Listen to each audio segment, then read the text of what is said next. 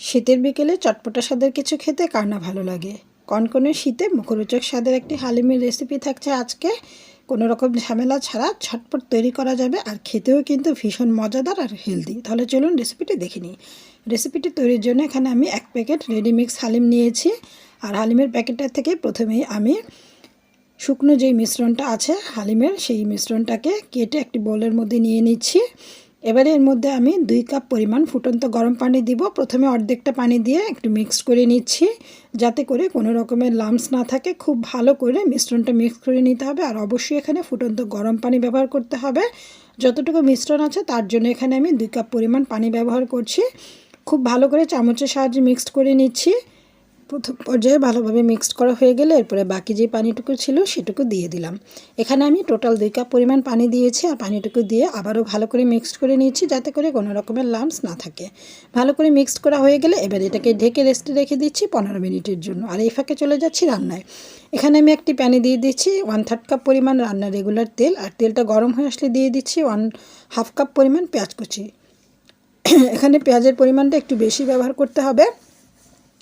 এবারে এই পেঁয়াজটাকে সুন্দর একটা ব্রাউন কালার আসার আগ পর্যন্ত ভেজে নিচ্ছি। আর পেঁয়াজটা যেন কোনোভাবে পুড়ে না যায় সেটা অবশ্যই খেয়াল রাখতে হবে। আর পেঁয়াজটা যখন একরকম সুন্দর একটা কালার চলে আসবে তখন এর মধ্যে থেকে কিছুটা পেঁয়াজ তুলে রাখছি পরবর্তীতে গার্নিশিংয়ে ব্যবহার করার জন্য। আর ঠিক এই পর্যায়ে এসে এখন অ্যাড করে দিচ্ছি চিকেন। এখানে আমি হাড় চর্বি ছাড়া একেবারে ফ্রেশ চিকেন ব্যবহার করছি। 400 গ্রাম মুরগির বুকের মাংসটা আমি এখানে ব্যবহার করছি, যাতে করে চিকেনটা দ্রুত সেদ্ধ হয়ে যায় আর রান্নায় সময়ও কম লাগে। এরপর এর মধ্যে দিয়েছি 1 চা চামচ আদা রসুন পেস্ট, দিয়েছি একটি তেজপাতা আর 1 টুকরো দারচিনি। এবারে সব কিছু একসাথে চুলা রাসটা হাইতে রেখে মিনিট খানেকের মতো ভেজে নেবে, এতে করে চিকেনের কাঁচা স্মেলটা চলে যাবে আর খেতেও ভালো লাগবে। এরপর এর মধ্যে দিয়েছি 1 প্যাকেট যে মশলা ছিল সেই মশলাটা পুরোটা দিয়ে দিব। আর মশলাটা দিয়ে খুব ভালো করে চিকেনের সাথে মিক্সড করে এটাকে কষিয়ে নেব আরও মিনিট খানেক। ভালো করে কষানো হয়ে গেলে এরপর এর মধ্যে দিয়ে দিব প্রায় 1 কাপের থেকে কিছুটা কম পানি। যেহেতু এটা হাড় চর্বি ছাড়া চিকেন, সিদ্ধ হতে সময় খুব বেশি লাগবে না, তাই অল্প পরিমাণে পানি অ্যাড করছি। পানিটা অ্যাড করার পর এটাকে ঢেকে দিচ্ছি। আর ঢেকে দিয়ে প্রায় 8-10 মিনিটের মতো সিদ্ধ করে নিলেই কিন্তু চিকেনটা সেদ্ধ হয়ে যাবে।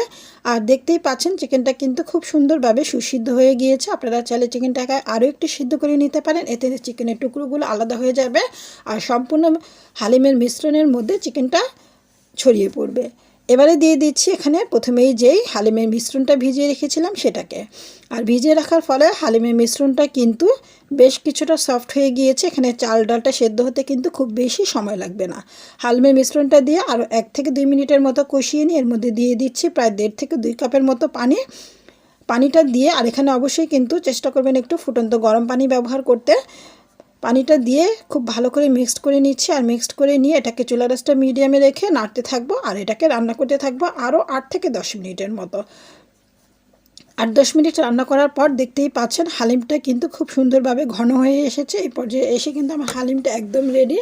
আর এই পর্যায়ে এসে প্রয়োজনে কিছুটা লবণ অ্যাড করে দিতে হবে। প্রথমেই লবণটা অ্যাড করা যাবে না, যেহেতু মশলার মধ্যে লবণ দেওয়া আছে, তাই প্রথমেই লবণটা অ্যাড করলে মনে হবে লবণটা বেশি হয়ে যেতে পারে, তাই এখানে অবশ্যই বুঝে লবণটা ব্যবহার করতে হবে।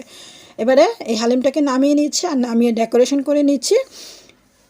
আর দেখতেই পাচ্ছেন হালিমটা কতটুকু ঘন হয়েছে। যেহেতু হালিমটা নামানোর পর ঠান্ডা হলে আরও কিছুটা ঘন হবে, তাই খুব বেশি ঘন করার প্রয়োজন নেই। এই পর্যায়ে এসে এর মধ্যে গার্নিশিংয়ের জন্য দিয়ে দিচ্ছি প্রথমে যে পেঁয়াজ বেরেস্তাটা তুলে রেখেছিলাম সেখান থেকে কিছুটা পেঁয়াজ বেরেস্তা দিয়ে দিচ্ছি। এরপর দিয়ে দিচ্ছি কাঁচামরিচ কুচি, দিয়ে দিচ্ছি ধনিয়া পাতা কুচি আর আদা কুচি। আর এতে করে এই হালিমটা খেতে কিন্তু আরও বেশি টেস্টি হবে। এই উপকরণগুলো অবশ্যই অ্যাড করতে হবে। শেষ পর্যায়ে এসে এখানে আরও একটি উপকরণ রয়েছে, সেটা হচ্ছে তেঁতুলের টক। তেঁতুলটাকে 10 মিনিট পানিতে ভিজিয়ে রেখে টকটা আলাদা করে নিয়েছি। আর এর মধ্যে চিলি ফ্লেক্স অ্যাড করেছি আর সামান্য একটু বিট লবণ, বাস তৈরি হয়ে গেল তেঁতুলের টক। আর এই হালিমটা তেঁতুলের টক দিয়ে খেতে কিন্তু ভীষণ ভীষণ মজার হয়। অবশ্যই তেঁতুলটাকে এভাবে করে তৈরি করে হালিমে দিয়ে লেবুর পরিবর্তে খাবেন, অবশ্যই আপনাদের ভালো লাগবে। ভীষণ মজার হয়েছিল হালিমটা। আর আমার বাচ্চারা তো ভীষণ পছন্দ করেছে। আর দেখতেই পাচ্ছেন কতটা লোভনীয় লাগছে। শীতের বিকেলে এরকম একটি ঝটপট তৈরি নাস্তা হলে আর কি চাই। আর খুব বেশি সময় লাগবে না, ঝটপট তৈরি হয়ে যাবে, খেতেও মজাদার আর ভীষণ হেলদি।